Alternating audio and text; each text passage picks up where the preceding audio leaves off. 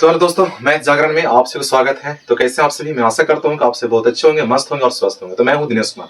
तो आइए, आज का क्लास कुछ खास होने वाला है और इस क्लास में आज हम देखने वाले हैं व्याकरण। ठीक है, और व्याकरण का हमारा पहला जो चैप्टर है वर्ण, मतलब कि वर्णमाला। आज हम उस कि टॉपिक आज खत्म करने वाले हैं। पूरा तो हम इस टॉपिक में खत्म नहीं करेंगे, लेकिन कुछ जो है ना आज हम इस टॉपिक में खत्म करने वाले हैं। और यह वीडियो हमारा व्याकरण का पार्ट 1 होगा। आप पार्ट बाय पार्ट देखना ना भूले, बहुत ही ज्यादा मजा आएगा। तो शुरू से लेकर के लास्ट तक बने रहें, आप वीडियो में कहीं नहीं जाए छोड़ करके, ठीक है ना। लेकिन हाँ, उससे पहले आप अगर मेरे चैनल पर अगर पहली बार आए होंगे ना, तो मेरे चैनल को सब्सक्राइब कर लेना। अगर वीडियो अगर आपको अच्छा लगता है तो एक लाइक जरूर दे देना और दोस्तों तक शेयर करना ना भूलना है। इसी प्रकार से आपसे जो है ना बने रहना है और नई नई चीज जो है ना आपको क्या करना है, सीखना है। तो आइए, आज हम पढ़ने वाले हैं व्याकरण, ठीक है ना। व्याकरण में आज हम देखेंगे सबसे पहले वर्णमाला। आखिर वर्णमाला कहते किसको है? देखिए, यहाँ पर जितने भी चीजें हम लेकर के आए हैं ना, सारा का सारा मतलब कि क्या उसको बोलते हैं, एग्जाम रिलेटेड क्वेश्चन है, मतलब कि एग्जाम में बनेगा ही बनेगा। और व्याकरण एक ऐसा सब्जेक्ट है मेरे भाई, ठीक है, कि बच्चा से ही आपको पढ़ना होता है, ठीक है ना। मतलब कि पहले क्लास में भी हो ना, तो वहां पर व्याकरण का कोई यूज करना पड़ता है, ठीक है। इस व्याकरण को कोई क्लास फिक्स नहीं है, आपको 5वां में ही पढ़ना था, छठा नहीं पढ़ना था, 7वां में पढ़ना था। आगे और किसी भी चीज की तैयारी करोगे ना, तो वहां पर भी व्याकरण आपके लिए पढ़ना बहुत ही ज्यादा मतलब कि मायने रखता है, ठीक है ना। तो इसीलिए आइए, आज हम पूरा आपको कोशिश करवाते हैं कि क्लास में नहीं याद करवा दिए ना तो मेरा नाम भी बदल देना, ठीक है ना। तो आइए, आज हम इस मतलब कि शुरू से लेकर के लास्ट तक हम बताने की कोशिश करेंगे। सबसे पहले हम चलते हैं वर्णमाला, ठीक है। हम परिभाषा कुछ भी नहीं लिख कर लाए, किसी को हम परिभाषा नहीं लिख कर लाए, लेकिन समझाने का मेरा तरीका कुछ अलग है। देखिए, अगर हाँ, पेन और कॉपी लेकर के बैठ जाइए, पूरा आपको नोट करके चलना है। जैसे जैसे हम बोलेंगे वैसे वैसे कॉपी में क्या करते रहना, आपको नोट करते रहना है। आपको बिल्कुल अकबकाना नहीं है, बस हम जैसे जैसे बतला रहे हैं वैसे वैसे धीरे धीरे आप कॉपी पे जो है ना पेन के माध्यम से क्या करते रहिए, लिखते चलिए। तो स्टार्ट करते हैं। वर्णमाला किसे कहेंगे, तो आप लिख लेना इसको, ठीक है। हम इसे नहीं लिखे हैं। वर्णमाला किसे कहते हैं, तो आप लिखना कि वर्णों के सार्थक समूह को वर्णमाला कहते हैं। क्या कहते हैं? वर्णमाला कहते हैं। वर्णों के सार्थक समूह को क्या कहा जाता है, तो वर्णमाला कहा जाता है, ठीक है ना। बात समझ में आ गया ना। तो वर्णमाला का परिभाषा तो यहाँ तक क्लियर हो गया। अब हम समझेंगे हम कि वर्णमाला जो है कितने भागों में बांटा गया है, मतलब कि वर्णमाला के कई वर्ग है, ठीक है। वर्णमाला को कितने प्रकार होते थे, वर्णमाला को जो है 2 भाग में हम बांटे हैं, ठीक है ना। पहला हमारा होता है स्वर, ठीक है ना। उसके बाद होता है व्यंजन। बात समझ में आ गया ना। एक होता है स्वर और एक होता है व्यंजन। मतलब वर्णों के समूह को वर्णमाला कहते हैं, इसीलिए हमने यहाँ पर स्वर वर्ण लिख दिए और यहाँ पर हम क्या लिख दिए, व्यंजन वर्ण लिख दिए। बात समझ में यहाँ पर आ गया होगा कि मतलब वर्णों को, मतलब वर्णमाला को हम 2 भाग में बांटे हैं। एक होता है स्वर और एक होता है व्यंजन। एक होता है स्वर और एक होता है व्यंजन। चले आगे चलते हैं, ठीक है ना। अब यहाँ पर थोड़ा सा देखिएगा, यहाँ पर बात आता है कि स्वर वर्ण की संख्या कितनी होती है। अगर आपसे पूछेगा कि स्वर वर्ण की संख्या कितनी होती है, तो आप कहना मेरे भाई मेरे दोस्त, ठीक है, कि स्वर्ण वर्णों की संख्या 11 होती है। कितनी होती है? 11 होती है। तो यहाँ पर देखिए, हम पोस्ट में लिख चुके हैं कि स्वर्ण वर्णों की संख्या कितनी होती है, तो 11 होती है। बात समझ में आ गया ना। यहाँ पर आप देख सकते हैं कि स्वर्ण वर्णों की संख्या 11 होती है, ठीक है। और व्यंजन वर्ण की संख्या अगर आपसे पूछेगा तो कहना कि 33 होता है। सारा का सारा सवाल आपके एग्जाम में मतलब कि ऑब्जेक्टिव के तौर पर जो है ना देखने के लिए मतलब मिलेगा ही मिलेगा। हम पे विश्वास करना, बहुत ही ज्यादा मतलब कि रियली बात बोल रहे हैं, मतलब मिलेगा ही मिलेगा आपको, ठीक है ना। इसीलिए छोटे से छोटे पॉइंट हर चीज को आपको नोट करना बहुत ही ज्यादा जरूरी हो जाता है मेरे भाई, ठीक है। इतना आपको याद हो गया। स्वर वर्णों की संख्या 11, व्यंजन वर्ण की संख्या 33। बात खत्म, ठीक है। आगे बढ़ते हैं। अब यहाँ पर हम देखेंगे, हम जब बताइए कि स्वर्ण वर्णों की संख्या 11 है तो कौन कौन है, हम उसको कैसे पता कर सकते हैं, कैसे पहचान सकते हैं कि आखिर है कौन। तो आपको आ ई पढ़ने आता है ना, तो आप आ से पढ़ना शुरू कर दीजिए, ठीक है। जैसे देखिए, आ ई उ री, ठीक है। उसके बाद ए ऐ ओ औ, ये सब के सब क्या कहलाते हैं, स्वर वर्ण कहलाते हैं। बात समझ में आ गया ना। अब स्वर्ण वर्ण में जो है, ठीक है, देखिए आ से शुरू होगा, आ से शुरू होगा और टोटल भी जो जितने भी नजर आ रहे हैं इस सब के सब क्या चीज है, स्वर वर्ण है। इसका मतलब 11 कौन कीजिए, 1 2 3 4 5 6 7 8 9 10 11 है कि नहीं है। इसका मतलब है कि स्वर वर्ण की संख्या कितनी है, तो 11 वो है। बात समझ में आ गया ना यहाँ तक। अब यहाँ पर आप देखना है कि व्यंजन वर्ण की संख्या 33 है, तो सब इसी में शामिल है, ठीक है ना। व्यंजन वर्ण की संख्या जो 33 जो है ना, सब इसी में है। तो आपको यहाँ तक याद हो गया होगा। अब हम चलते हैं, यहाँ पर देखेंगे हम, ठीक है, कि स्वर वर्ण की संख्या तो 11 वो था, जिसने हमको देख लिया कि इस प्रकार से है। बात समझ में आ गया ना। अब हम देखेंगे कि स्वर्ण वर्ण को कितने भागों में बांटा गया, तो स्वर्ण वर्ण को भी 2 भाग में बांट दिए हैं, ठीक है। स्वर्ण वर्ण को कितने भाग में बांटे हैं, तो 2 वर्ण भाग, 2 दो वर्गों ने बांटे हैं। पहला को बोलते हैं ह्रस्व और दूसरा को बोलते हैं दीर्घ स्वर। फिर से सुनिए, स्वर वर्ण के दो भेद, पहला का नाम है ह्रस्व और दूसरा का नाम है दीर्घ स्वर। ह्रस्व स्वर को बोलने में कम समय लगता है, जबकि दीर्घ स्वर को बोलने में ज्यादा समय लगता है। ठीक है ना, आपको यहाँ भी लिख लेना है, ये चीज नोट कर लेना है आपको कि ह्रस्व स्वर को बोलने में कम समय लगता है। क्या कहता है? कम समय लगता है। ह्रस्व स्वर को बोलने में कम समय लगता है, इसको लिख लीजिएगा। ह्रस्व स्वर को बोलने में कम समय, ठीक है ना, कम समय लगता है। क्या होता है? ह्रस्व स्वर को अगर हम बोलते हैं तो इसको बोलने में कम समय लगता है। जैसे आ बोला गया, ई, ठीक है ना, तो ऊ, री, इस सबको बोलने में कम समय लगता है। लेकिन दीर्घ, दीर्घ का मतलब होता है, देखिए ह्रस्व मतलब हो गया छोटा, मतलब कम, छोटी की मात्रा, छोटी की मात्रा, और दीर्घ मतलब होता है वर्ण की बड़ी मात्रा। ठीक है ना, तो दीर्घ स्वर को बोलने में जो है ज्यादा समय लगता है। किसके अपेक्षा? तो ह्रस्व स्वर के अपेक्षा। ठीक है, तो यहाँ पर लिख लीजिएगा ज्यादा समय लगता है। ठीक है, ज्यादा समय लगता है किसको बोलने में मेरे भाई? तो आप कहोगे कि दीर्घ स्वर को जो है बोलने में ज्यादा समय लगता है, किसके तुलना में? तो ह्रस्व स्वर के तुलना में जो है दीर्घ स्वर को बोलने में सबसे ज्यादा समय लगती है। अब हम याद करेंगे कि ह्रस्व स्वर की संख्या कितनी है और दीर्घ स्वर की संख्या कितनी है। ठीक है ना, अब बस देखते चलिए। यहाँ पर देखिए, थोड़ा सा दिमाग आप लगाइएगा। ठीक है, ह्रस्व का मतलब होता है छोटा, ठीक है, और दीर्घ का मतलब होता है बड़ा। बात समझ में आ गया ना? दीर्घ का मतलब बड़ा। आप देखिए यहाँ पर क्या क्यों दिमाग लगे, यहाँ पर क्या चीज हो रहा है। ठीक है ना, देखिए ह्रस्व स्वर जो है 4 गो है। यहाँ पर संख्या देखिए हम लिख चुके हैं। अगर पूछेगा कि स्वर वर्ण कितने भेद, तो 2 भेद, एक ह्रस्व स्वर, एक दीर्घ स्वर। ह्रस्व स्वर की संख्या देखिए यहाँ पर लिखा हुआ है। ह्रस्व स्वर की संख्या कितनी है? तो आप कहिएगा 4। दीर्घ स्वर की संख्या यहाँ पर कितनी है? तो यहाँ पर 7 है। जैसे जैसे हम पोस्ट में करके लिखे ना, बस आप वैसे करके लिख लीजिए, आपको कोई दिक्कत नहीं होने वाला, कोई परेशानी आगे चलकर होने वाला नहीं है। ठीक है ना, अब यहाँ पर देखेंगे, अब आपसे पूछेगा कि ह्रस्व स्वर आखिर में है कौन कौन। ठीक है, ह्रस्व स्वर है कौन कौन, मतलब कौन ऐसे, कितने ऐसे वर्ण हैं जिसको बोलने में कम समय लगता है? तो ह्रस्व स्वर जो है 4 गो है। क्या गो है? 4 गो। पहला आ, ई, उ, री। ठीक है, छोटी आ, छोटी ई, उसके बाद छोटी ऊ और उसके बाद री। तो आ, ई, उ, री जो है क्या चीज है? ह्रस्व स्वर है। फिर से बोलिए, आ, ई, उ, री। इतना याद नहीं रहेगा? आ, ई, उ, री, आ, ई, उ, री, आ, ई, उ, री। तो ये हमारा क्या हो जाएगा? ह्रस्व स्वर हो जाएगा। ठीक है ना, यही बात हम यहाँ पर लिख चुके हैं कि ह्रस्व स्वर की संख्या 4 गो है। कौन कौन है? तो कहिएगा आ, ई, उ, री। ठीक है, इसको बोलने में क्या होती है? तो कम समय लगता है। ठीक है ना, बात समझ में आ रहा है ना? यहाँ से जो है ना, कोई एक इसमें से कोई उदाहरण उठावेगा, आपसे पूछ देगा कि निम्नलिखित में से किसको बोलने में कम समय लगता है। ठीक है, तो ऑप्शन, इसके लिए ह्रस्व स्वर की संख्या याद होना चाहिए कि कौन है, कौन कितने हैं। ठीक है, तो आ, ई, उ, री जो है ह्रस्व स्वर है, संख्या 4 गो है और इसको बोलने में कम समय लगता है। लेकिन इसके विपरीत अगर हम चलेंगे तो एक होता है दीर्घ स्वर, और दीर्घ स्वर को बोलने में जो है ना समय क्या होती है? ज्यादा लगता है। किसके अपेक्षा? तो ह्रस्व स्वर के अपेक्षा जो है दीर्घ स्वर को बोलने में ज्यादा समय लगता है। ठीक है, अब दीर्घ स्वर की संख्या 7 गो है। क्या गो है? 7 गो है। आप देख सकते हैं यहाँ पर दीर्घ स्वर की संख्या कितनी है? तो 7 है। अब सातों को हम नाम देखते हैं, आखिर है कौन कौन 7? तो पहला है आ, बड़ी आ, बड़ी ई, बड़ी ऊ, छोटी ए, बड़ी ए, दोनों हो जाएगा। उसके बाद ओ और उसके बाद औ, जो ही सब के सब कौन सा स्वर है? तो दीर्घ स्वर है मेरे भाई। और इन सभी को बोलने में जो है समय क्या होती है? सबसे ज्यादा लगता है। और इसकी संख्या टोटल कितनी होती है? तो 7 होता है। ठीक है, अगर आपको भेजा नहीं काम कर रहा है ना, तो यहाँ पर दिमाग लड़ाइए थोड़ा सा। बताइए, स्वर वर्ण की संख्या टोटल कितना था? 11 था। तो आप बताइए स्वर को कितने भाग में बांटे? 2 भाग में बांटे। पहला का नाम था ह्रस्व, दूसरा का नाम था दीर्घ। ठीक है, तो ह्रस्व की संख्या 4 गो और दीर्घ की संख्या 7 गो। तो 7 और 4 कितना हो गया? तो आप कहोगे कि 11 हो गया। ठीक है ना, तो स्वर वर्ण की संख्या कितना हो गया? देखिए यहाँ पर स्वर वर्ण की संख्या 11 हो गया। बात समझ में आ गया ना? बस आपको इतना याद रखना है, कुछ दिमाग नहीं लगाना है। ह्रस्व कहेगा तो कम समय लगेगा, तो आ, ई, उ, री हो जाएगा। दीर्घ मतलब जिसको बोलने में ज्यादा समय लगता है। दीर्घ मतलब होता है, ठीक है ना, जिसको ज्यादा बोलने में ज्यादा, मतलब कि बड़ी मात्रा हो, स्वर की बड़ी मात्रा हो, उसी को दीर्घ स्वर बोलते हैं।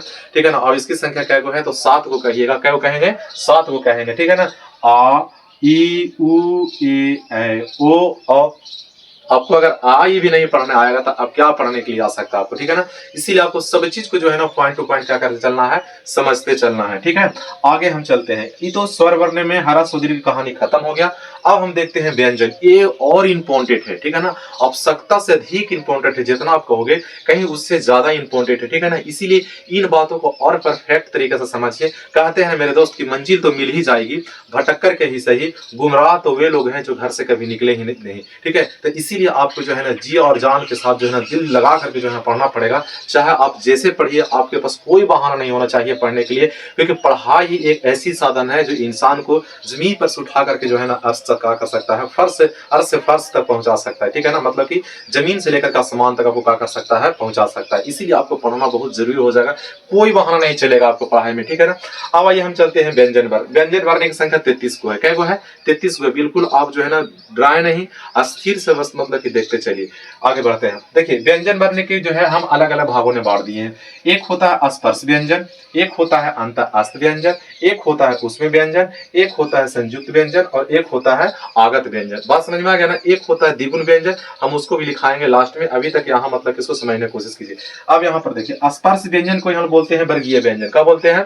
वर्गीय व्यंजन बोलते हैं। स्पर्श व्यंजन को ही वर्गीय व्यंजन कहा जाता है। बात समझ में, इसको याद रखिएगा, व्याकरण में कहीं पर लिखा हुआ नहीं होगा, बड़ा मतलब कि अच्छा चीज है, ठीक है। इसको याद रखिएगा। इसको 2-3 नाम से जानते हैं, ठीक है। एक है स्पर्श व्यंजन, एक है वर्गीय व्यंजन, ठीक है। मतलब एक वर्ग में होता है, सजा हुआ होता है, ठीक है ना। तो स्पर्श व्यंजन को ही हम लोग वर्गीय व्यंजन बोलते हैं। अब हम लोग पॉइंट टू पॉइंट समझेंगे, एक एक करके समझेंगे। स्पर्शीय व्यंजन किसको बोलते हैं, ठीक है। तो ये वैसा व्यंजन जिसको बोलने में मतलब वैसा वर्ण जिसको बोलने में कंठ, तालु, मूर्धा, दंत, ओष्ठ सभी का मतलब कि का होती है, स्पर्श करता हो, सबको स्पर्श करता हो, इसीलिए हम उसको क्या बोलते हैं? स्पर्शीय व्यंजन कहते हैं या फिर वर्गीय व्यंजन कहते हैं, ठीक है ना। जैसे आप कुछ भी बोलिए अपने मुख से, कुछ ना कुछ तो स्पर्श करेगा। जैसे कंठ, तालु, मूर्धा, दंत, ओष्ठ, ये उच्चारण स्थान है। हम इसको नेक्स्ट वीडियो में बताएंगे कि उच्चारण स्थान कौन कौन है। तो कंठ, तालु, मूर्धा, दंत, ओष्ठ, यही चारों पांचों से जो है ना क्या होती है, हमको वर्ण निकलता है, मतलब कि आवाज निकलता है। तो बोलते हैं तो स्पर्श करता है, कहीं ना कहीं पर हमारे अंदर जो मुंह के जो अंदर जो है ना, ये सारे जो उच्चारण स्थान वो कहीं ना कहीं से टच करता है, इसीलिए हम इसको स्पर्श व्यंजन बोलते हैं, या इसी को हम बोलते हैं वर्गीय व्यंजन। अब यहाँ से याद रखिएगा, मोस्ट इंपोर्टेंट सवाल है कि स्पर्श व्यंजन की संख्या मतलब वर्गीय व्यंजन की संख्या क्या होती है? तो 25 को होती है। क्या होती है मेरे भाई? तो 25 को होता है। और 25 कौन कौन है आप यहाँ पर देख सकते हैं। देखिए हम यहाँ पर क्या किए हैं, देखिए काखा जैसे हम लोग पढ़ते हैं ना, तो का खा गा घा जो पढ़ना, ये का हो गया? वर्ण हो गया। और इसको एक साथ लेके चलाइए, का से अंगा तक पूछेगा तो वर्ग हो गया। का हो गया? वर्ग हो गया, ठीक है। इसीलिए हम बोलेंगे का वर्ग में कौन कौन आता है। का वर्ग में जो कौन कौन आता है, तो कहिएगा का खा गा घा अंगा आता है का वर्ग में, ठीक है। मतलब कि का वर्ग के सदस्य का नाम बताइए, ठीक है। का वर्ग में कौन कौन सा वर्ण है, का वर्ग में कौन कौन सा वर्ण है। देखिए एकक जो लिखा हुआ से वर्ण है, और वर्ग में सब चलावेगा ये, ठीक है ना। जैसे हम कहेंगे कि का कुछ ही वर्ण है, ठीक है, और कहें का से लेकर के अंगा तक ही वर्ग हो जाएगा, मतलब कि पूरा। तो का से अंगा तक ही वर्ग है, तो का वर्ग में का से अंगा तक आएगा, चा वर्ग में चा से इया तक आएगा, टा वर्ग में टा से टवर्गिना तक आएगा, ता वर्ग में ता से ना तक आएगा, और पा वर्ग में पा से मा तक आएगा। बात समझ में आ गया ना। अब बताइए कि का वर्ग में कुल कितने वर्ण होंगे? 5 गो होगा। मतलब चा वर्ण में भी 5 गो, तो 5 दूनी 10, 5 3 15, 5 4 20, 5 25। आप इन सभी को गिन लीजिए, का से लेके मा तक गिन लीजिए, ठीक है ना। पता चलेगा 25 गो है। तो इन 25 को हम बोलते हैं स्पर्शीय व्यंजन, मतलब कि वर्गीय व्यंजन बोलते हैं। बात समझ में आ गया ना। कहीं ना कहीं हमारा इसका जो संबंध जो होती है कर्ण, तालु, मूर्धा, दंत से जो है टच करता ही करता है, इसीलिए हम इसको स्पर्श व्यंजन की श्रेणी में क्या करते हैं, रखते हैं। और स्पर्श व्यंजन की संख्या कितनी होती है मेरे भाई? तो 33 होता है। बात समझ में आ गया ना। आगे हम चलते हैं अंत अस्त व्यंजन। अंत अस्त व्यंजन क्या है से समझिए। देखिए अंत अस्त व्यंजन कैसे हम याद करेंगे, तो अंत अस्त व्यंजन के भी संख्या 4 गो होता है। क्या गो होता है? 4 गो। इसको देखिए ना, कै अक्षर के लिखा है 1 2 3 4, 4 अक्षर का है ना अंत अस्त, इसलिए समझ जाइए कि अंत अस्त कितना होता है? 4 गो होता है, ठीक है ना। अंत अस्त 4 अक्षर के 1 2 3 4, ठीक है। तो 4 अक्षर के मतलब कि 4 गो हो गया। अंत अस्त की संख्या कितनी है? तो 4 गो है। मतलब अंत अस्त व्यंजन की संख्या 4 गो है। कौन कौन है? या रा ला वा। देखिए या रा ला वा, ये सब के सब कौन है? अंत अस्त है। तो ये चारों में से कोई एक उदाहरण आपको दे देगा कि ला जो है कौन सा व्यंजन है, तो आप कहिएगा अंत अस्त व्यंजन। देखिए ला जो है अंत अस्त में आया कि नहीं, वा कौन सा व्यंजन है, तो आप कह दीजिएगा अंत अस्त व्यंजन। रा कौन सा व्यंजन है, तो कहिएगा अंत अस्त व्यंजन, ठीक है। या कौन सा व्यंजन है, तो कहिएगा अंत अस्त व्यंजन। यहाँ से लफड़ा शूटिंग आपका खत्म हो गया, ठीक है ना। तो अंत अस्त व्यंजन 4 गो होता है, या रा ला और उसके बाद वा होता है, ठीक है ना। आगे चलिए, आगे हम चलते हैं उसमें व्यंजन, ठीक है। अच्छा इसको थोड़ा सा समझिए, इसको अंतास्त व्यंजन क्यों कहते हैं। देखिए इस ये जो सभी जो है ना अंता यार अलावा का अंतास्त व्यंजन इसलिए कहते हैं ना कि थोड़ा सा इसका उच्चारण जो होता है ना अंदर से होता है, जैसे या, ठीक है ना, रा ला वा, ठीक है। इसका मतलब उच्चारण थोड़ा सा अंदर से आता है, ठीक है। इसीलिए हम इसको अंतास्त व्यंजन बोलते हैं, ठीक है ना। अंतास्त व्यंजन बोलते हैं, ठीक है। उसमें व्यंजन का मतलब होता है कि जिसको बोलने से गर्म हवा निकले, ठीक है। मुंह से बोलिए जैसे तलावी सा, ठीक है। तलाविशा मूर्धनिशा दंतिसा हा, मतलब गर्म हवा निकलता है, उष्मक रूप में होती है, ठीक है ना। अगर गर्म हवा मुंह से अगर फेंक रही है गर्म हवा, इसका मतलब है कि कौन सी हो गया, वो उसमें व्यंजन हो गया। तो उस व्यंजन जिसको बोलने में अंदर से गर्म हवा निकलता हो, ठीक है ना, या सॉरी तलाविसा मूर्धनिशा दंतिसा हा, तो ये सब क्या हो गया, उसमें व्यंजन हो गया। और उसमें व्यंजन की संख्या भी मेरे पास जो है कितना है, 4 है। आप देख सकते हैं उसमें व्यंजन की संख्या कितनी है, तो आप कहिएगा कि 4 है मेरे भाई। कौन कौन है, तलाविसा मूर्धनिशा दंतिशा हा, याद हो गया होगा ना। उसमें व्यंजन जिसको बोलने में उष्मा निकलता मतलब गर्म हवा निकलता मुख से, तो या सॉरी तलाविशा मूर्धनिशा दंतिसा हा, तो तलाविशा मूर्धनिशा दंतिसा हा। अब यहाँ से कोई एक पूछेगा आपसे सवाल में, ठीक है ना, कि बताइए हा कौन सा व्यंजन है, तो कहिएगा उसमें व्यंजन।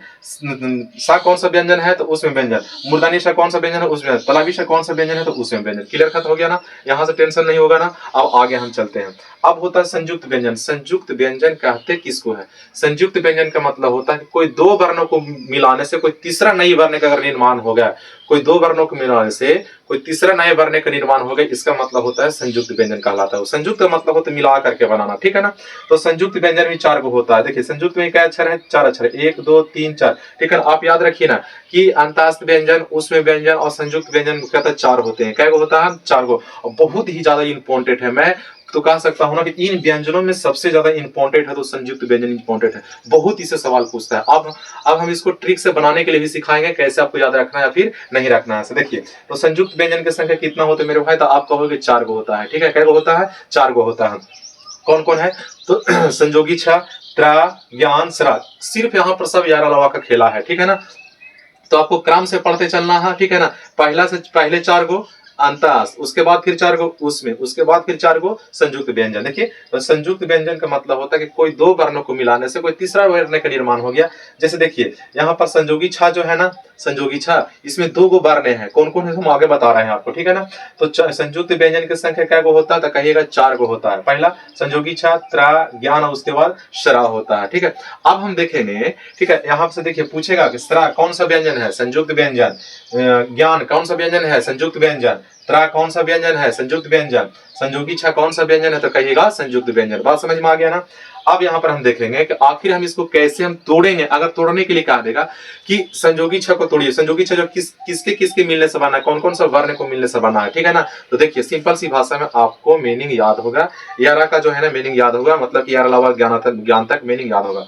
जैसे इसका ट्रिक देखिए, यहाँ पर लिख लीजिएगा, ट्रिक है मेरा, ठीक है ना। कहीं पर व्याकरण में नहीं मिलेगा, ठीक है। इसको समझने के लिए रट्टा ही मारते रह जाइएगा सब दिन, ठीक है ना।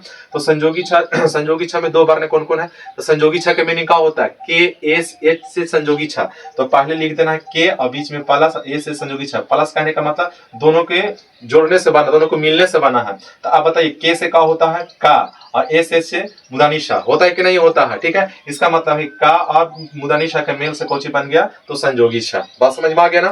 तो इसको याद रखना, के एस एच संयोगी छा, के से होता है का और ए से मुदानी शा। इसका मतलब है कि संयोगी छा जो है का प्लस शा के मतलब कि मुदानी शा के मेल से बना है, ठीक है। समझ में आ गया ना। अगर आपको दिक्कत हो रहा है तो ठीक है ना, पानी पी लीजिए, दिमाग को स्थिर कर लीजिए, लेकिन फिर से वीडियो को देखिए, एकदम बहुत जरूरी है आपको, ठीक है ना। त्रा, त्रा का मीनिंग क्या होता है, तो आपका वो टी और से त्रा होता है मेरे भाई, होता है कि नहीं होता है, टी और से त्रा होता है। इसका मतलब इसमें भी 2 गो वर्ण है। तो टी से देखिए तो ता होता है, टा नहीं लिखना आपको, ता लिखना, दिमाग में नोट कर लीजिए। आपका अगर टी से टा भी तो होता है, लेकिन हम बता रहे हैं ना कि टी से ता हमको आप ऐसा मानना है, ठीक है। तो टी से हो गया ता और से हो गया रा। इसका मतलब ता प्लस रा के मेल से बनता है त्रा। बहुत अच्छा लॉजिक है, ठीक है। इससे ज्यादा आपको भी मतलब कि बहुत अच्छा ट्रिक कहीं नहीं मिल सकता है, ठीक है ना। इसको आप याद करके रखिएगा। ज्ञान के मीनिंग क्या होता है, तो कहिएगा जे वाई एन से ज्ञान। इसको 2 खंडे बार दिए हैं, पहले जे लिखे फिर वाई एन लिखे, तो जे वाई एन से ज्ञान, ठीक है ना। जे से हो जाएगा जा और वाई एन से हो जाएगा इया। इसका मतलब जा प्लस इया के मिल से बन जाता है तो ज्ञान बन जा सकता है, ठीक है ना। बात समझ में आ रहा है ना। उसके बाद सरा जो है एस प्लस रा के मिल से सरा बनता है, ठीक है ना। देखिए एस से हो गया तलाविशा और आर से हो गया रा, ठीक है। तो तलाविशा प्लस रा के मिल से मतलब क्या बन गया, सरा बन गया। तो आपको इस प्रकार से क्या करना है, संयुक्त व्यंजन को सोचना है। अगर आप भुला जाओगे ना तो दिमाग लगाना कि संयोगी छा के मीनिंग के एस एच होता है, ठीक है। त्रा का मीनिंग टी आर होता है, ठीक है ना। उसके बाद फिर क्या होगा, ज्ञान का मीनिंग जी वाई एन होता है। मीनिंग अलग अलग कर लीजिए। सरा का मीनिंग एस और ए से तलाविशा और आर से रा हमको लिखना है, तो सा प्लस रा के मिल से सरा बनता है। बस समझ में आ गया ना। अब 2 है आगत व्यंजन। आगत व्यंजन जो है समझेंगे, आगत व्यंजन की संख्या कितनी होती है? 2 होती है। इसका उतना ज्यादा उपयोग नहीं होता है, ठीक है ना, लेकिन फिर भी आपको याद रखना है कि आगत व्यंजन की संख्या कितनी होती है? 2 होती है। पहला हो गया ज और उसके बाद फा, ज और उसके बाद फा हो गया, ठीक है। तो आगत व्यंजन कितने होते हैं? 2 होते हैं, एक ज और एक फा होता है, ठीक है ना। बाकी जो बचेगा से फिर और हम एक वीडियो बताने काम करेंगे। लेकिन एक चीज और आपको लिख लेना है, द्विगुण व्यंजन, ठीक है ना, इसको आप लिख लीजिएगा कॉपी में, ठीक है ना। द्विगुण व्यंजन कितने हैं? कौन सा व्यंजन? द्विगुण व्यंजन, ठीक है। हम यहाँ पर लिख दे रहे हैं द्विगुण, ठीक है। द्विगुण व्यंजन की संख्या कितनी है? तो आप कहना कि द्विगुण व्यंजन की संख्या जो है सो 2 है। कितनी है? 2 है। कौन कौन है? तो एक है डा के नीचे बिंदु लगा दीजिएगा डा, और एक हो जाएगा ढा। डा और ढा अलग, इसको डा और इसको ढा थोड़ा सा मतलब चढ़ करके बोलना है, ठीक है ना। तो ये द्विगुण व्यंजन है। अब ये द्विगुण व्यंजन कहलाता कौन सी है? किसी भी शब्द को जो है ना बीच में या तो फिर लास्ट में जो है जुड़ करके बनता है, ठीक है। बीच या फिर लास्ट में, जैसे जैसे हम यहाँ पर लिख दिए मेढक, ठीक है। यहाँ पर हम लिखे मेढक, देखिए बीच में है कि नहीं है ढा, ठीक है। द्विगुण व्यंजन जो होती है, ठीक है, चाहे तो बीच में चाहे तो फिर लास्ट में बन सकता है, ठीक है ना। जैसे ढोलक, जैसे हम लिखे ढोलक, ठीक है ना। देखिए यहाँ पर या स्टार्टिंग में भी आ गया। इसका मतलब है कि कभी कभी जो है बीच में आएगा, कभी कभी फर्स्ट में, कभी कभी लास्ट में, लेकिन सबसे ज्यादा उच्चारण इसका जो है फर्स्ट में और बीच में, फर्स्ट में और बीच में होता है। इसीलिए हम इसको क्या बोलते हैं? द्विगुण व्यंजन बोलते हैं। द्विगुण व्यंजन की संख्या कितनी होती है? 2 होती है, ठीक है ना। पहला डा और उसके बाद ढा होता है, ठीक है। एक और हमारा यहाँ पर कॉन्सेप्ट है, थोड़ा सा समझ लीजिए। देखिए ये हम आपको नहीं बताए। नासिक व्यंजन मतलब जिसको मतलब बोले नासिक, नासिक का मतलब होता है नाक, ठीक है ना। तो प्रत्येक वर्ग का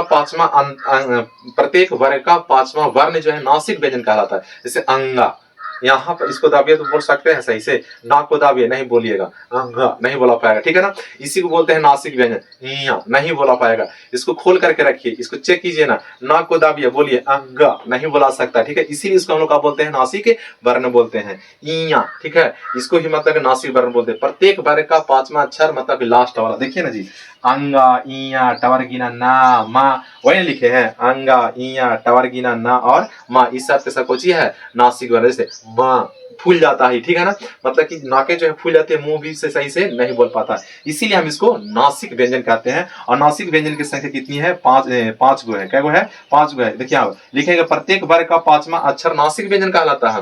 जैसे का के लास्ट वाला अंगा, चा के लास्ट वाला इया, टा के लास्ट वाला टवर्गिना, ता के लास्ट वाला ना और पा के लास्ट वाला मा, ठीक है। सब 5वें वर्ण है।